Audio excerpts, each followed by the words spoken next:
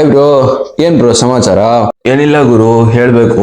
Bro, ನಾನು ಎಲ್ಲಾ religion ಬಗ್ಗೆ ಕತೆ ಕೇಳಿದ್ದೀನಿ, ಆದ್ರೆ ಕ್ರಿಸ್ಟಿಯಾನಿಟಿ ಬಗ್ಗೆ ನನ್ಗಷ್ಟು ಗೊತ್ತಿಲ್ಲ ಬ್ರೋ. ನೀವೇನೋ ಮಾಡ್ತಿರಲ್ಲ ಗುಡ್ ಫ್ರೈಡೆ ಬಗ್ಗೆ ಕತೆ ಹೇಳು ಬ್ರೋ. ಅಷ್ಟು ತಾನೆ, ಕತೆ ಹೇಳಕ್ಕೆ ನಮ್ಮ ಹತ್ರ ಜನ ಇದ್ದಾರೆ. ಆ ಕಡೆ ನೋಡು. ನಾನು ಅನೇಕ ಮಂದಿಗೆ ಮರಣದಂಡನೆ ವಿಧಿಸಿದ್ದೇನೆ, ಕಳ್ಳರಿಗೆ, ಕೊಲೆ ಪಾತಕರಿಗೆ, ದಂಗೆಕಾರರಿಗೆ. ಆದರೆ ಒಬ್ಬ ಮನುಷ್ಯ ಇದ್ದನು, ಅವನನ್ನು ನಾನು ಅರ್ಥ ಮಾಡಿಕೊಳ್ಳಲಿಲ್ಲ. ಮುಳ್ಳಿನ ಕಿರೀಟವನ್ನು ಧರಿಸಿ ಕರೆತಂದು ನನ್ನ ಮುಂದೆ ನಿಲ್ಲಿಸಿದರು. ಅವನು ತನ್ನನ್ನು ರಾಜನೆಂದು ಕರೆದುಕೊಂಡಿದ್ದಾನೆ ಎಂದು ಹೇಳಿದರು. ನಾನು ಅನೇಕ ರಾಜರನ್ನು ನೋಡಿದ್ದೇನೆ, ಆದರೆ ಈತನು ರಾಜನ ಹಾಗೆ ಕಾಣಲಿಲ್ಲ. ಅವನನ್ನು ನೋಡಿದ ತಕ್ಷಣ ನ್ಯಾಯಸ್ಥಾನದಲ್ಲಿ ಕುಳಿತಿರುವುದು ಅವನು ಅಥವಾ ತೀರ್ಪು ಪಡೆಯುತ್ತಿರುವುದು ನಾನು ಎಂದೆನಿಸಿತು. ನಾನು ಅವನನ್ನು ಕೇಳಿದೆ, ನೀನು ಯೆಹೂದರ ರಾಜನೇ?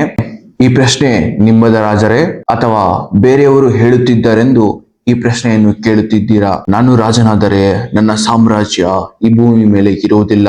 ಅವನನ್ನು ಜನರ ಮುಂದೆ ಕರೆತಂದೆ. ಜನರೆಲ್ಲ ಜೋರಾಗಿ ಬೊಬ್ಬೆ ಇಡುತ್ತಿದ್ದರು. ಇವನನ್ನು ಶಿಲುಬೆಗೇರಿಸಿ, ಇವನನ್ನು ಶಿಲುಬೆಗೇರಿಸಿ, ಇವನನ್ನು ಶಿಲುಬೆಗೇರಿಸಿ. ಜನರೇ, ಈ ಮನುಷ್ಯನಲ್ಲಿ ನನಗೆ ಯಾವುದೇ ದೋಷವೂ ಕಾಣುತ್ತಿಲ್ಲ. ಇವನನ್ನು ಬಿಟ್ಟು ಬಿಡೋಣ. ಇಲ್ಲ, ಬೇಡ ಬೇಡ, ಇವನನ್ನು ಶಿಲುಬೆಗೇರಿಸಿ, ಇವನನ್ನು ಶಿಲುಬೆಗೇರಿಸಿ, ಇವನನ್ನು ಶಿಲುಬೆಗೇರಿಸಿ ಎನ್ನುವ ಬೊಬ್ಬೆ ಜೋರಾಯಿತು. ನಿಮಗೆ ಇಷ್ಟ ಬಂದ ಹಾಗೆ ಮಾಡಿಕೊಳ್ಳಿ, ಈ ನಿರಪರಾಧಿಯ ರಕ್ತ ನನ್ನ ಕೈಗೆ ಅಂಟದಿರಲಿ ಎಂದು ಕೈ ತೊಳೆದುಕೊಂಡೆ. ಶುಭ ಶುಕ್ರವಾರ. ಶುಭ ಶುಕ್ರವಾರ ಅಂದ್ರೆ ಗುಡ್ ಫ್ರೈಡೆ. ಶುಭ ಶುಕ್ರವಾರಕ್ಕಿಂತ ಒಂದಿನ ಹಿಂದೆ ಗುರುವಾರ. ಅವತ್ತು ಜೀಸಸ್ ಕ್ರೈಸ್ಟ್ ತಮ್ಮ ಶಿಷ್ಯರ ಜೊತೆಯಲ್ಲಿ ಒಂದು ಕೊನೆಯ ಭೋಜನವನ್ನು ಮಾಡ್ತಾರೆ, ಆ ಲಾಸ್ಟ್ ಸಪರ್. ಯೇಸು ಕ್ರಿಸ್ತರಿಗೆ 12 ಜನ ಶಿಷ್ಯರಿದ್ದಿದ್ದು, ಆದ್ರೆ ಆ ಲಾಸ್ಟ್ ಸಪರ್ ಅಲ್ಲಿ ಬರೀ 11 ಜನ ಇದ್ದಿದ್ದು, ಒಬ್ರು ಬಂದಿದ್ದಿಲ್ಲ. ಅವರೇ ಜೂದಾಸ್. ಲಾಸ್ಟ್ ಸಪರ್ ನ ಮುಗಿಸಿ ಒಂದು ಗಾರ್ಡನ್ ಗೆ ಹೋಗ್ತಾರೆ ಪ್ರೇಯರ್ ಮಾಡೋದಕ್ಕೆ, ಗಾರ್ಡನ್ ಆಫ್ ಗೆತ್ಸೆಮನೆ. ಅಲ್ಲಿಗೆ ಹೋಗಿ ಯೇಸು ಕ್ರಿಸ್ತರು ತಮ್ಮ ಶಿಷ್ಯರಿಗೆ ನನಗಾಗಿ ದೇವರಲ್ಲಿ ಎಚ್ಚರವಿದ್ದು ಪ್ರಾರ್ಥಿಸಿ ಅಂತ ಹೇಳ್ತಾರೆ. And he walks away, sits alone to pray. ಅವರೆಲ್ಲ ಶಿಷ್ಯರು ಮಲಗ್ಬಿಡ್ತಾರೆ, ಅವ್ರ ಕೈಯಲ್ಲಿ ಎಚ್ಚರವಿದ್ದು ಪ್ರಾರ್ಥಿಸೋದಕ್ಕೆ ಆಗಿಲ್ಲ. ಜೀಸಸ್ ಕ್ರೈಸ್ಟ್ ವಾಪಸ್ ಬಂದು ಅವ್ರನ್ನೆಲ್ಲ ಎಬ್ಬರಿಸ್ತಾರೆ. ಅಂಡ್ ಈ ಸೇಸ್ ದಟ್ ಈಗಲಾದ್ರೂ ಮಲಗದೆ ಎಚ್ಚರವಿದ್ದು ಪ್ರಾರ್ಥಿಸಿ ಅಂತ. ಇದಾದ್ಮೇಲೆ ಜೂದಾಸ್ ಏನಿದ್ದ, ಅವನು ರೋಮನ್ ಸೋಲ್ಜರ್ಸ್ ಜೊತೆಯಲ್ಲಿ ಒಂದು ಡೀಲ್ ಮಾಡ್ಕೊಂಡಿದ್ದ. ನನಗೆ 30 ಬೆಳ್ಳಿ ನಾಣ್ಯಗಳನ್ನ ಕೊಟ್ರೆ ನಾನು ನಿಮ್ಗೆ ಜೀಸಸ್ ಕ್ರೈಸ್ಟ್ ನ ಇಟ್ಕೊಡ್ತೀನಿ ಅಂತ. 30 silver coins and have Jesus Christ. ಅವರು ಇದಕ್ಕೆ ಒಪ್ಕೊಂತಾರೆ.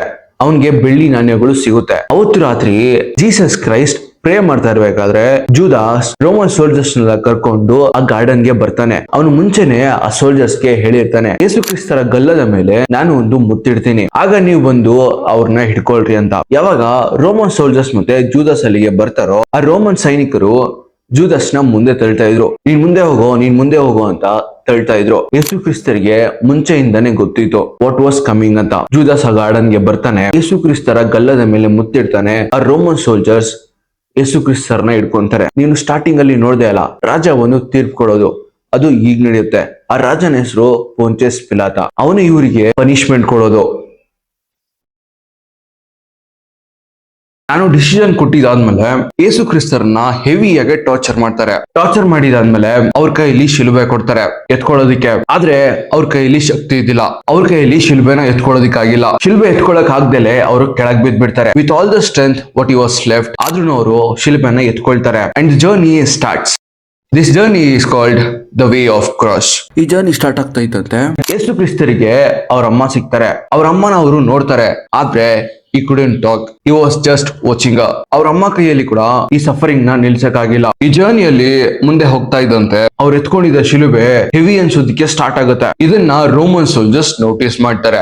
And a man was passing by. ಅಲ್ಲಿ ಒಬ್ಬ ನಡ್ಕೊಂಡು ಹೋಗ್ತಾ ಇದ್ದ. ಅವನ್ನ ಹಿಡಿದು ಯೇಸು ಕ್ರಿಸ್ತರ ಜೊತೆಯಲ್ಲಿ ಶಿಲುಬೆ ಎತ್ಕೊ ಅಂತ ಹೇಳ್ತಾರೆ. That person was none other than Simon. Yesu ಕ್ರಿಸ್ತರ ಮುಖ ಬ್ಲಡ್, ಡಸ್ಟ್ ಅಂಡ್ ಸ್ವೆಟ್ ಇದೆಲ್ಲ ಇಂದ ಕವರ್ ಆಗ್ಬಿಟ್ಟಿತ್ತು. ಅವ್ರ ಮುಖ ಅಷ್ಟು ವಿಸಿಬಲ್ ಆಗಿರ್ಲಿಲ್ಲ. So lady comes in. ಅವರು ವೆರೋನಿಕಾ ಒಂದು ಬಟ್ಟೆನ ಆಚೆ ತೆಗಿತಾರೆ. ತೆಗೆದು ಯೇಸು ಕ್ರಿಸ್ತರ ಮುಖನ ಒರೆಸ್ತಾರೆ. ಆದ್ರೆ ಈ ಸತಿ the cross felt really heavy, so he fell down for the second time. 2ನೇ ಸತಿ ಕೆಳಗ್ ಬಿದ್ರು ಕೂಡ ಅವರು ಮತ್ತೆ ಹೇಳ್ತಾರೆ, ಎದ್ದು ನಡೀತಾರೆ. ಹೀಗೆ ಜರ್ನಿ ಮುಂದೆ ಹೋಗ್ತಾ ಇರ್ಬೇಕಾದ್ರೆ ಇದೆಲ್ಲಾನು ಜೆರುಸಲೇಮ್ ಅಲ್ಲಿ ಆಗ್ತಾ ಇದ್ದಿದ್ದು. ಜೆರುಸಲೇಮ್ ಅಲ್ಲಿ ಇದ್ದ ಹೆಣ್ಮಕ್ಳು ಯೇಸು ಕ್ರಿಸ್ತರ ಮುಂದೆ ಬಂದು ನಿಂತ್ಕೊಂಡು ಅಳೋದಕ್ಕೆ ಸ್ಟಾರ್ಟ್ ಮಾಡ್ತಾರೆ. ಆಗ ಯೇಸು ಕ್ರಿಸ್ತರು ಹೇಳ್ತಾರೆ, ನನಗಾಗಿ ಅಳಬೇಡಿರಿ, ನಿಮಗಾಗಿ, ನಿಮ್ಮ ಮಕ್ಕಳಿಗಾಗಿ ಹತ್ತುಕೊಳ್ಳಿರಿ. And then he moves on. And for the third time, ಅವ್ರ ಕೈಯಲ್ಲಿ ಆ ಶಿಲುಬೆನ ಹೊತ್ಕೊಳ್ಳೋಕ್ಕಾಗಿಲ್ಲ, ಆ ಭಾರನ ಅವ್ರ ಕೈಯಲ್ಲಿ ತಡೆಯೋಕ್ಕಾಗಿಲ್ಲ. So he fell down. ಮೂರನೇ ಸತಿ ಅವರು ಕೆಳಗ್ ಬೀಳ್ತಾರೆ, ಆದ್ರೂ ಅವರು ಗಿವ್ ಅಪ್ ಮಾಡಲ್ಲ. he got up and started to walk. ಇಲ್ಲಿ ಜೀಸಸ್ ಕ್ರೈಸ್ಟ್ ಗೆ ಎಂಡ್ ಡೆಸ್ಟಿನೇಷನ್ ಬಂದು Golgotha, the mountain of Golgotha. Jesus Christ Golgotha mountain reach ಆಗ್ತಾ ಇದ್ದಂತೆ ಅವ್ರ ಮೈ ಮೇಲಿದ್ದ ಬಟ್ಟೆಗಳನ್ನ ಆ ರೋಮನ್ ಸೋಲ್ಜರ್ಸ್ ಕಿತ್ಕೊಳ್ತಾರೆ. ಇದಾದ್ಮೇಲೆ ಅವ್ರು ಹೊತ್ಕೊಂಡ್ ಬಂದ ಶಿಲ್ಬೆ ಮೇಲೆ ಅವ್ರನ್ನ ಮಳೆಗಳಿಂದ ಜಡಿತಾರೆ. And you was dead on that cross. ಅವ್ರು ಸತ್ತೋದ್ಮೇಲೆ ಅವರ ಬಾಡಿನ ಮದರ್ ಮೇರಿ ಕೈಯಲ್ಲಿ ಕೊಡ್ತಾರೆ. ಅಂಡ್ ಅವ್ರ ಡೆಡ್ ಬಾಡಿನ ಅವರು ಸಮಾಧಿಯಲ್ಲಿ ಹಾಕಿ ಮುಚ್ತಾರೆ. ಇಲ್ಲಿ ಕ್ರೈಸ್ತರ ನಂಬಿಕೆಯ ಪ್ರಕಾರ ಯೇಸು ಕ್ರಿಸ್ತರು ಮತ್ತೆ ಮೂರನೇ ದಿನಕ್ಕೆ ಜೀವಂತವಾಗಿ ಹೊರಗೆ ಬರ್ತಾರೆ.